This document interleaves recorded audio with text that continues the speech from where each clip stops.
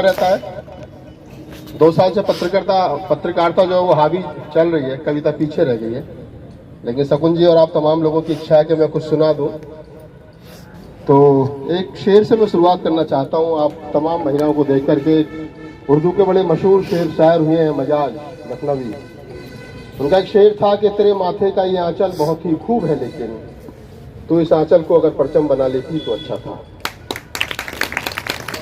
जिन महिलाओं ने माथे के आंचल को परचम बनाया वो यहाँ बैठी हैं, और जिन्होंने नहीं बनाया वो भी घर में बैठी हैं।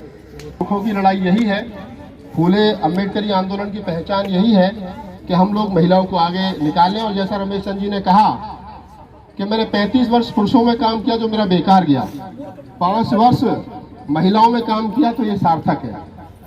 तो अच्छी बात है, महिलाओं में काम करने की जरूरत है। एक छोटी सी कविता मैं आपको सुना देता हूँ। शकुन जी अभी कह रही थी कि राहुल जी वो तमन्नाओं में तमन्ना सुना दो, तो मेरी बड़ी फेमस पोइट्री है और शायद 17-18 भाषाओं में उसको कन्वर्ट करके अपने अपने तरीके से लोगों ने किया है। बहुत सारे गीत बड़े फेमस हुए, लेकिन मैं 2-3 मुक्तब उसके सुना देता हूँ आपको। कि बाबा साहब डॉक्टर अम्बेडकर को हमने बहुत कुछ दिया, हालांकि हमारी हैसियत नहीं कुछ देने की, लेकिन फिर भी लोग अपने अपने मंचों से, अपने अपने संगठनों से दावे करते हैं कि हमने ये दिया, हमने वो दिया। मैं एक बार ऐसे कवि सम्मेलन, जब मैं हिंदी कवि सम्मेलन करता था, तो मैं और हमारे एक बड़े मित्र थे कुमार भाऊ, हम दोनों मध्य प्रदेश रीवा से आ रहे थे। तो उन्होंने कहा कि राहुल नागपाल, बाबा साहब डॉक्टर अम्बेडकर के नाम से कॉलेज है, रोड है, यूनिवर्सिटी है, और क्या तमन्ना है तुम लोगों की और क्या चाहते हो तुम लोग। तो मैंने कहा पंडित जी बात तो तुम्हारी ठीक है, लेकिन जवाब भी मैं उतना ही बड़ा दूंगा जितना बड़ा सवाल है। तो मैंने यूं ही मस्ती में कभी 4 पंक्तियाँ लिखी थी, मुझे मालूम नहीं था उस वक्त लिखते वक्त भी कि ये इतनी देश भर में वायरल हो जाएंगी और मेरी पहचान वो बनी। तो मैं वो 4 पंक्तियाँ निवेदित करता हूँ आपको, आप सुने कि क्या तमन्ना है बाबा साहब के बेटे बेटियों की। कि तमन्नाओं में तमन्ना अभी एक और बाकी है। क्या तमन्ना बाकी है? कि तमन्नाओं में तमन्ना अभी एक और बाकी है, ये फोटो भीम की नोटों पे अभी आनी बाकी है। मैं देश के 22 राज्यों में गया बाबा साहब की कविताएं सुनाने के लिए। 1000 से ज्यादा रात खड़े होकर के बाबा साहब के मंचों पर कविताएं सुनाई। पार्लियामेंट के अंदर 10 बार खड़े होकर के बाबा साहब के जन्मदिन पर और बाबा साहब के परिनिर्वाण दिवस पर कविताएं सुनाई। एक बार मैं संसद भवन के प्रांगण में कविता सुना रहा था, तो थावरचंद गहलोत साहब मुझसे कहने लगे, आजकल वो राज्यपाल हैं कर्नाटक के, उस समय मिनिस्टर हुआ करते थे। तो उन्होंने मेरी कमर थपथपाते हुए कहा, राहुल नागपाल यार तुम्हारी कविता नहीं मेरे बच्चे बहुत सुनते हैं।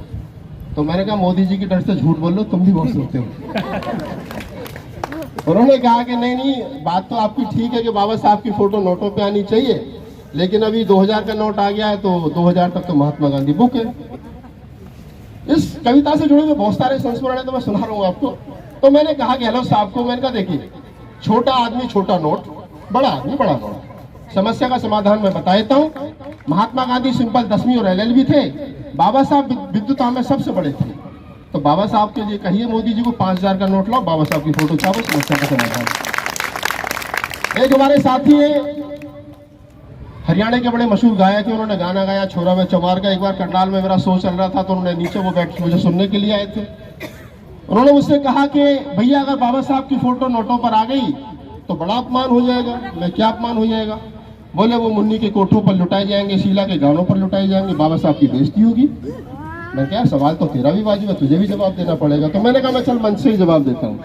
तो मैंने कहा कि जब बाबा साहब की फोटो से छपी हुई नोट शीला के और मुन्नी के गानों पर कोठों पर लुटाई जाएगी और सब मुन्नी डांस कर रही होगी, शीला डांस कर रही होगी, मुजरा हो रहा होगा, मैं सीधी सी भाषा में कहूँ, और जब मुजरा करते करते शीला थक जाएगी, बैठ जाएगी, और जब वो अपने पैर के घुंघरू खोलेगी और जब नीचे पड़ी हुई नोट उठाएगी, तो उस नोट को देखकर के आंखों में आंसू लाकर के इतना जरूर कहेगी कि हे नारी के मुक्तिदाता, आने में इतनी देर क्यों लगा।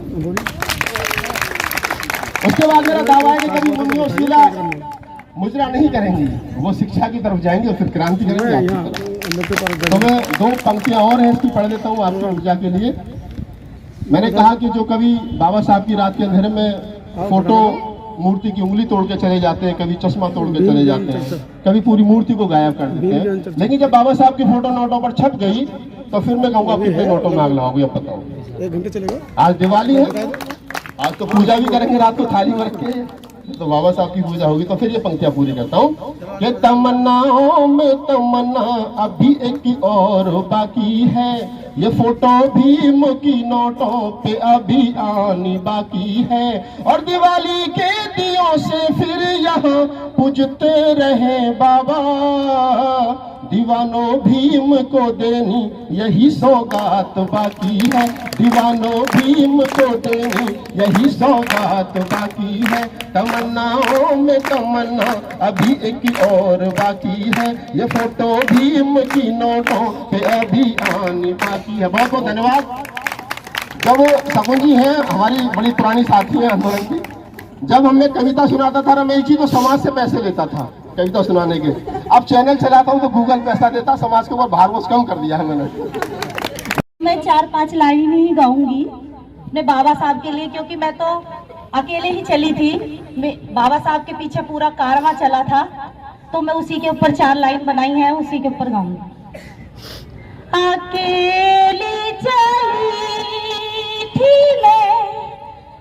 मैं ना आई अकेली, हो मेरे संग संग, हाँ संग संग आया भीम जी की यादों का मेला, ओ मेरे संग संग आया भीम जी की यादों का मेला, अकेली चली थी मैं ना आई अकेली, मेरे संग संग आया भीम जी की यादों का मेला, जिस भी गली से मैं जब गुजरी, जिस भी गली से मैं जब गुजरी, भीम भीम हो रही चारों तरफ, मेरा दिल हर्षाया, मेरे संग संग आया भीम जी की यादों का मेला, अकेली गई थी मैं ना आई अकेली, मेरे संग संग आया भीम जी की यादों का मेला, ओ मेरे संग संग आया भीम जी की यादों का मेला। जय भीम नमोदाय। संघं नमामि, नमो तस्से भगवतो अर्हतो सम्मा सम्बुद्धस्से, नमो तस्से भगवतो सम्मा सम्बुद्धस्से, नमो तस्से भगवतो अर्हतो सम्मा